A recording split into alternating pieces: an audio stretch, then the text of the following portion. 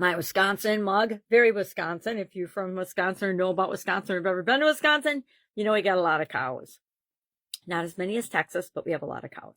Sharon Horne-Ellstrom here. Welcome to day 91 of our Supersize You annual challenge. And this month, it's a brand new month. Happy April Fool's Day. I was going to make April Fool's joke, but it wasn't that funny. So I decided no jokes from me, not for a while anyway.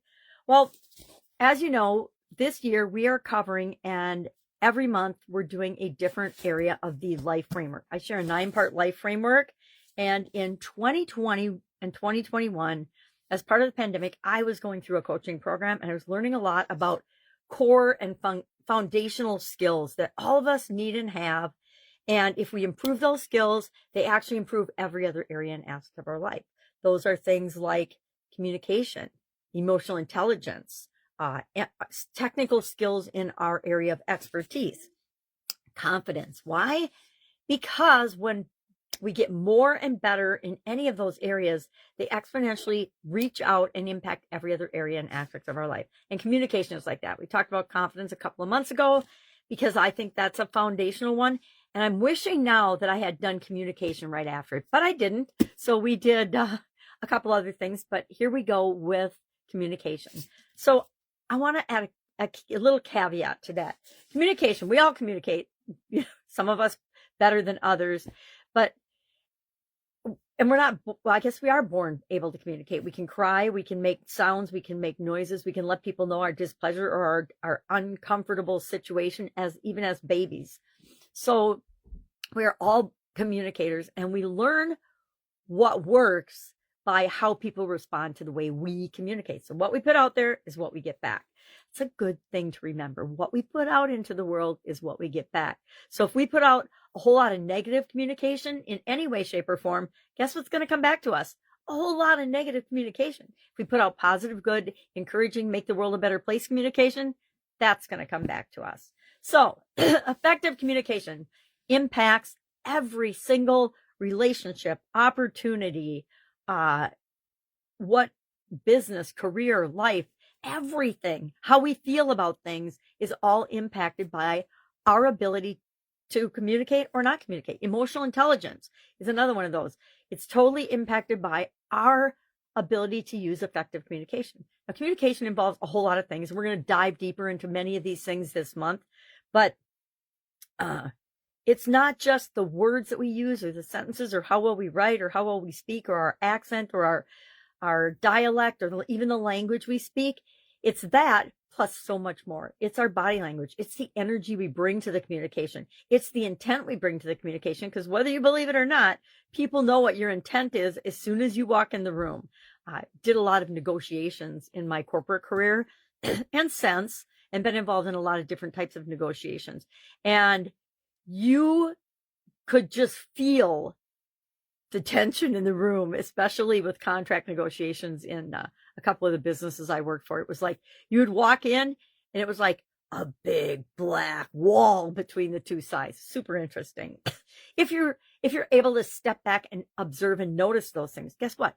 Your subconscious and you are actually noticing all those things all the time, not sure whether they're conscious or not. And that's something that we want to work on this month, is making sure that we are aware of not only what we're getting from other people, but what we're putting out into the world and how people are perceiving it and us. So today, I think what we're going to do for an action item, I could talk about this all day long. I could probably talk about this straight for a week, but we got a whole month. So I'm going to chill and we're going to think about excuse me, today, how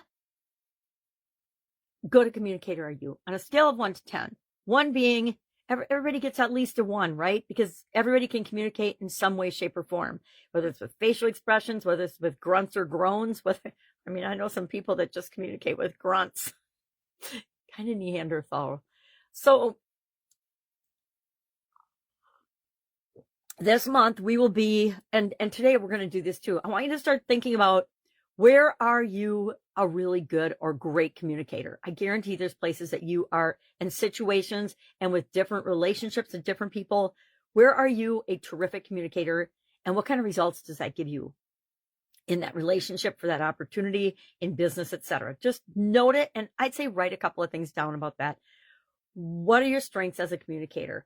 What are your, and I don't like to say weaknesses, I'm going to say improvement areas. What's an area of communication that you know you could be better at?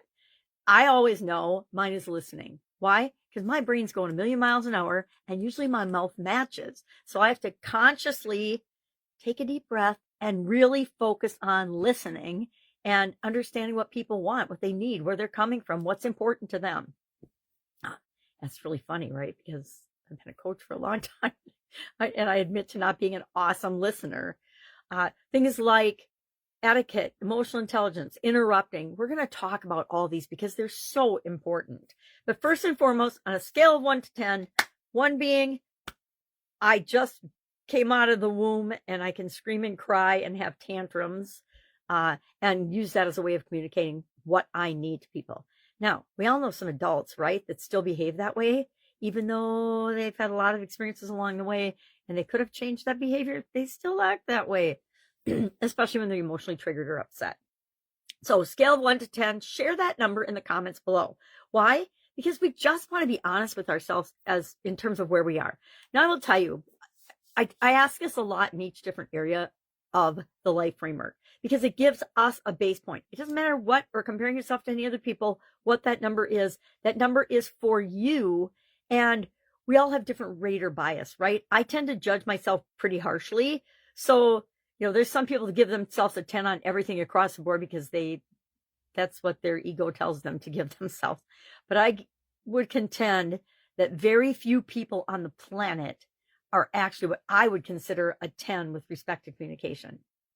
Now, this is coming from a woman that's done over 9,000 videos in the last few years. So I like to think I'm pretty good at communicating, but if I go back and watch my stuff, I'm like, just like everybody else, very judgy.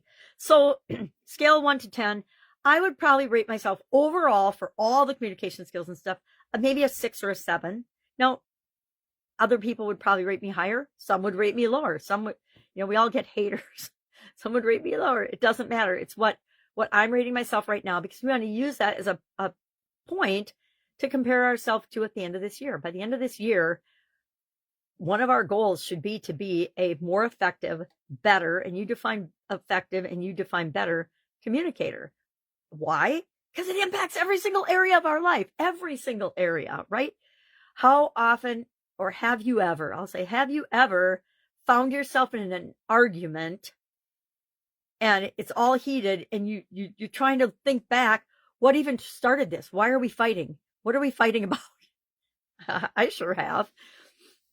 So I also want you to start assessing and just getting a feel for it and paying attention as you go about your day.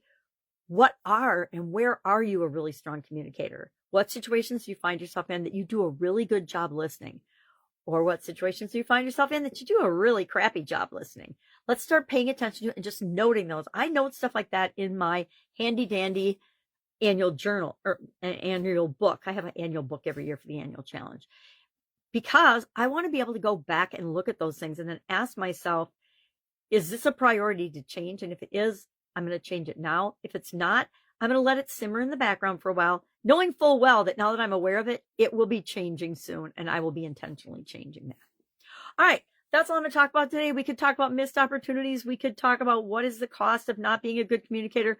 We could talk about all of these things. I would love to hear what you would like to cover and discuss with respect to communication. I know the things that I think are important, and of course I'll cover those, but what is most important to you? Is it understanding negotiations? Is it learning more about body language? Is it like me being a better listener? Whatever it is, share in the comments below so I can make sure we take care of that this month.